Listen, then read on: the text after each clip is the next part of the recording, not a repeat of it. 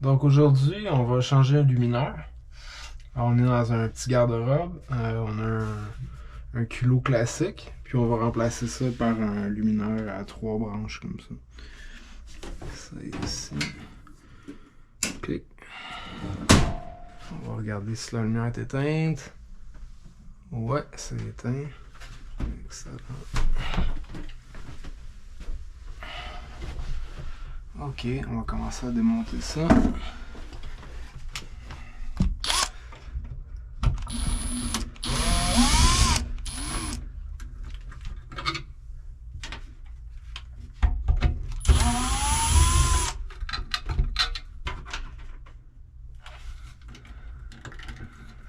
Oh, on a une belle surprise.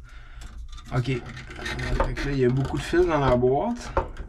Quand on défait des luminaires, c'est important, si on les remet pas tout de suite, c'est de prendre des photos de où les fils sont placés. Comme ça, si jamais 2 semaines après que vous ayez fait votre peinture, vous remettez votre luminaire.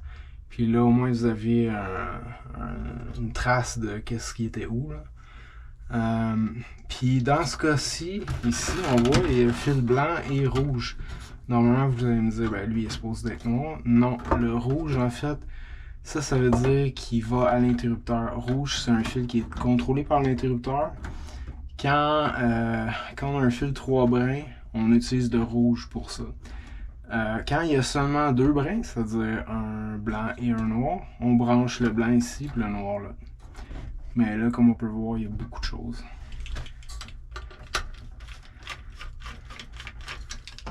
Je fais ça ici.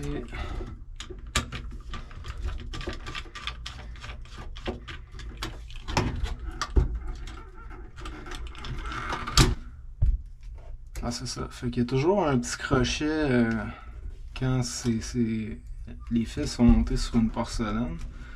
Fait que là, dans le style de luminaire qu'on va installer, ça va être juste 2 fils puis une marette, donc il faut redresser les brins avec des pinces. Ah non, ça arrive, des fois le fil est casse. Fait qu'on vient dégainer.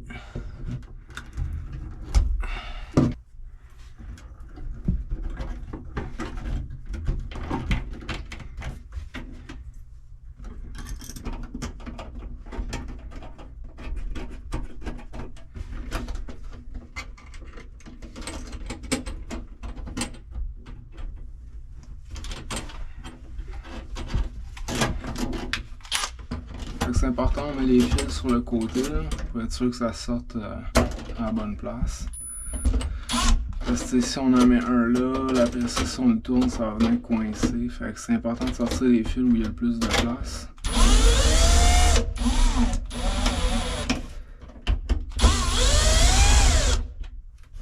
Ok, ça c'est bien.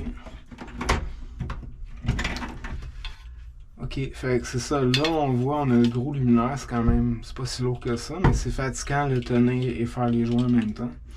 Donc ce qu'on va venir faire, c'est qu'on va venir visser le ground, puis ça va servir de support pour tenir le luminaire.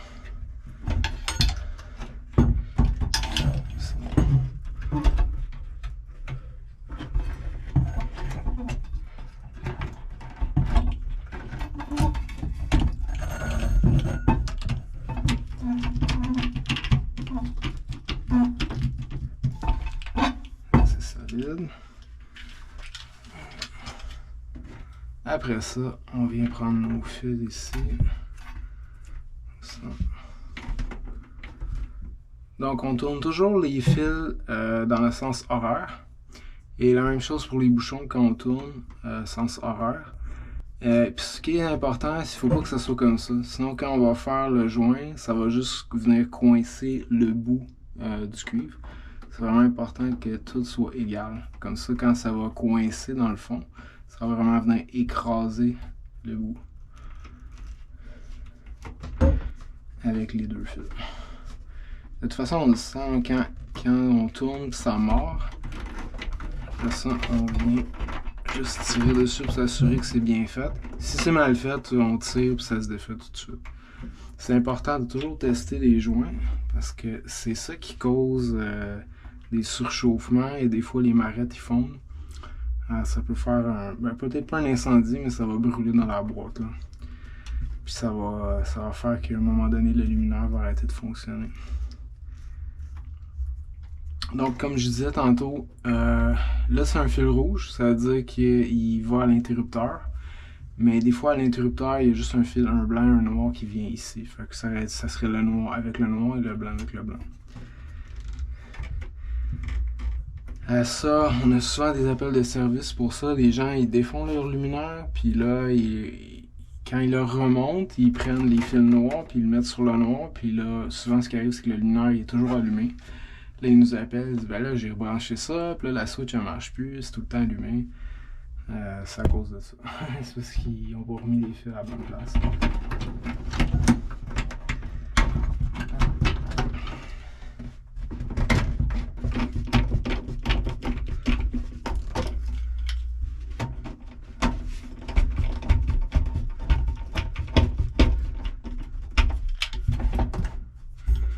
Bon, il est pas croche, il est fait comme ça, il fait une petite vague. Excellent, ça marche. Mission accomplie. Félicitations.